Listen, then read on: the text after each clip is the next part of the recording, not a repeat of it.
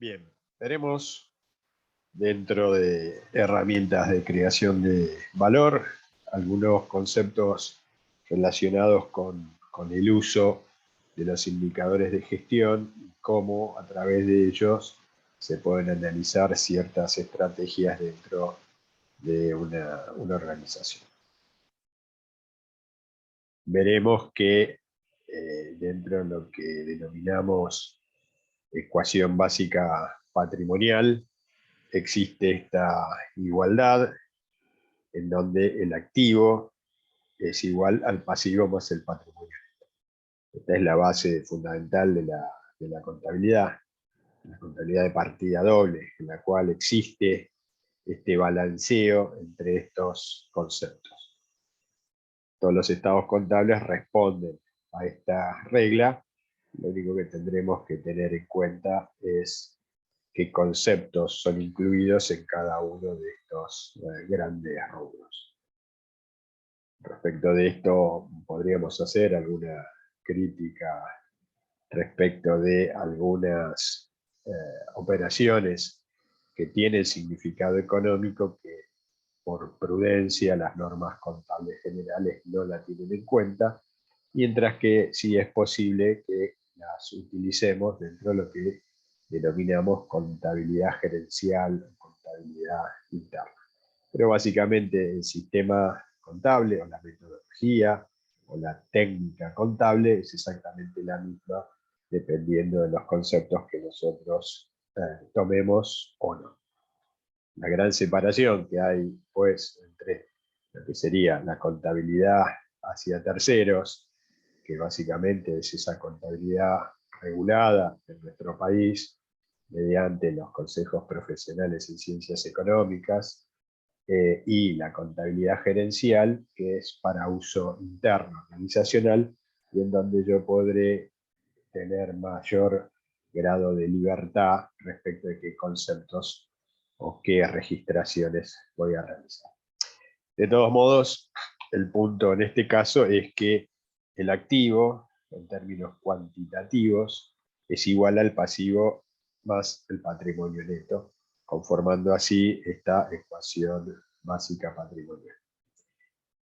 Aquí podríamos hacer una distinción y mirar este balance con un parámetro distinto, diciendo que el activo, en verdad, corresponde a la sumatoria de aquellos factores que están dispuestos a la creación de valor.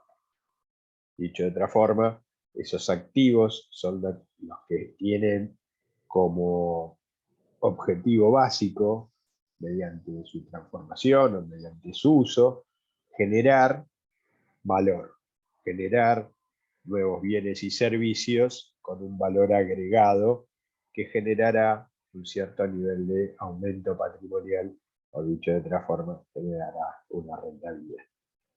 Mientras que por el lado derecho, allí donde teníamos el pasivo de patrimonio neto, podríamos entender esta exposición como la forma en que es financiado este activo que es utilizado a los efectos de generar el proceso de transformación y generar valor.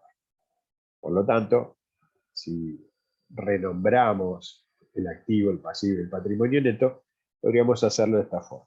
El activo sería los factores de creación de valor, en términos económicos, lo podríamos asimilar a los factores de producción. Y respecto de cómo se financian esos factores de creación de valor, por un lado tendríamos el financiamiento externo, que serían los pasivos, y el financiamiento propio, que sería el financiamiento que le dan a esta entidad los creadores de la organización o del emprendimiento. Dentro de este concepto general de financiamiento propio estará el capital propio invertido de forma original, más la rentabilidad generada en un determinado periodo que puede estar acumulada.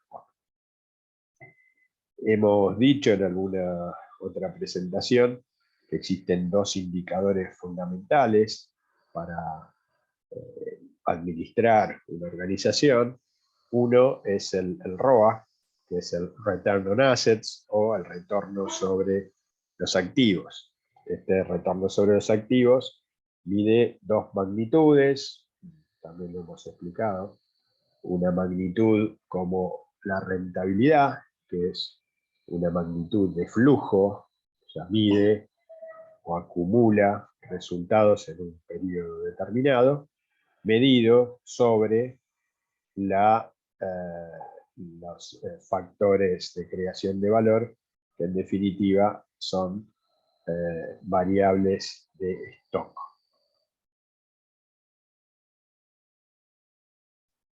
Es decir, que esta fórmula de ROA, como el resultado sobre los factores de creación de valor, debería ser aclarada respecto de qué periodo está abarcando el resultado y qué es lo que estamos tomando como factores de creación de valor. Si el resultado o el valor del activo al cierre de un determinado periodo, o el promedio entre el inicio y el cierre, o un promedio diario, mensual, de las posiciones de activos.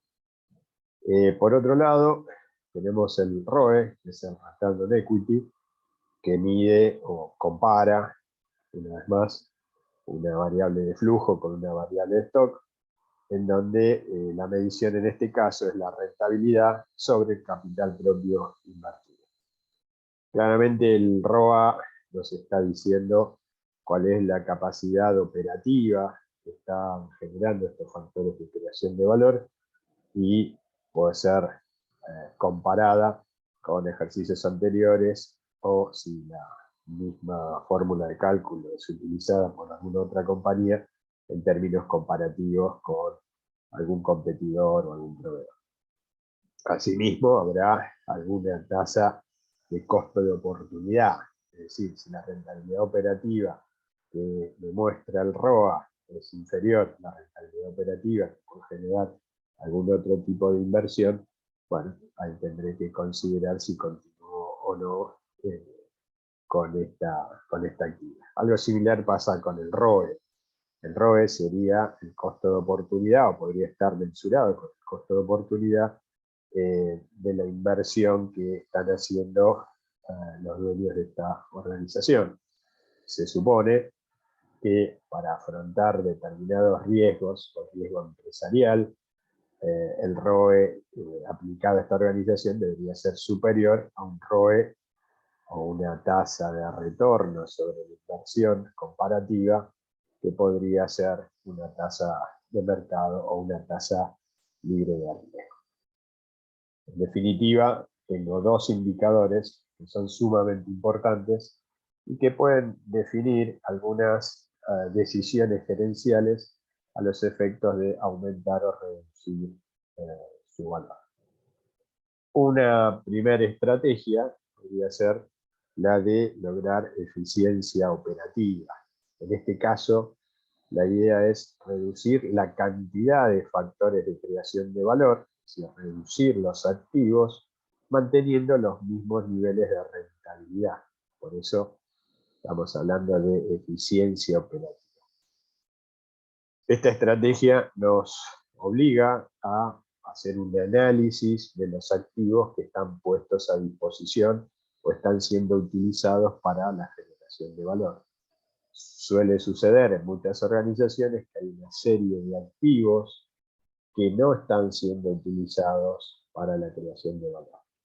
O sea, son activos que, valga la contradicción, están inactivos. Esto suele suceder, por ejemplo, en la industria cuando hay cambio de maquinarias, en donde por alguna razón ilógica se mantienen las viejas máquinas en un depósito y pasan los años y no se utilizan esas maquinarias. Bueno, esas máquinas seguramente van a estar contabilizadas dentro del activo, a menos de que genera una serie de gastos de mantenimiento, de custodia, que no generan aumento de valor. Por lo tanto, un análisis del activo nos puede beneficiar desde el punto de vista de la eficiencia operativa. ¿Por qué? Porque esa reducción de activos o de factores de creación de valor no van a estar afectando la cantidad de rentabilidad generada en un determinado periodo. En este caso, tendríamos un aumento del ROA, porque el resultado medido sobre un factor de creación de valor menor va a ser un aumento en el return on assets, y por otro lado va a generar un aumento del ROE si esa reducción de activo es comparativa con una reducción de capital propio invertido. O dicho de otra forma, esos activos que yo vendo o saco del patrimonio de la organización, los reparto como dividendos, por lo tanto el capital propio invertido se reduce y el resultado medido sobre el patrimonio también aumenta. Esto podría ser una estrategia, una política a desarrollar, que puedo estar midiéndola justamente con estos dos indicadores de gestión. Volviendo a la situación inicial, podríamos definir o proponer otra política distinta. En este caso sería una política de apalancamiento. El apalancamiento tiene que ver con el cambio en el formato del financiamiento de los factores de creación de valor. O dicho de otra forma, significa aumentar el financiamiento externo y reducir el financiamiento del capital propio invertido. A esto llamamos apalancamiento. Esto se dará y será útil en términos estrictos si el costo del financiamiento externo es menor a el ROA generado por los factores de creación de valor. Dicho de otra forma, la tasa de interés que tenga que pagar por tomar un préstamo o endeudarme con alguno de los posibles financiadores de esta actividad es menor a el resultado operativo que genera esta actividad. En este caso, no va a haber, en términos muy poco detallados, no va a haber un aumento del ROA, porque la rentabilidad va a ser la misma sobre la misma cantidad de factores de creación de valor, pero sí va a haber un aumento del ROE porque el capital propio invertido va a ser menor y el resultado va a ser exactamente el mismo. Por lo tanto, esta política de apalancamiento puede generar una mejora en el retorno on equity.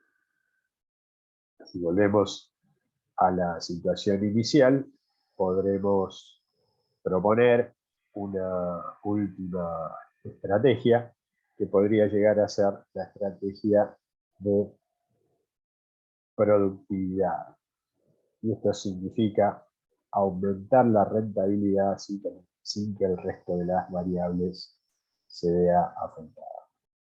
El aumento de productividad estará dado por mejoras en el proceso productivo o control de costos, y afectará de forma positiva un aumento de la rentabilidad.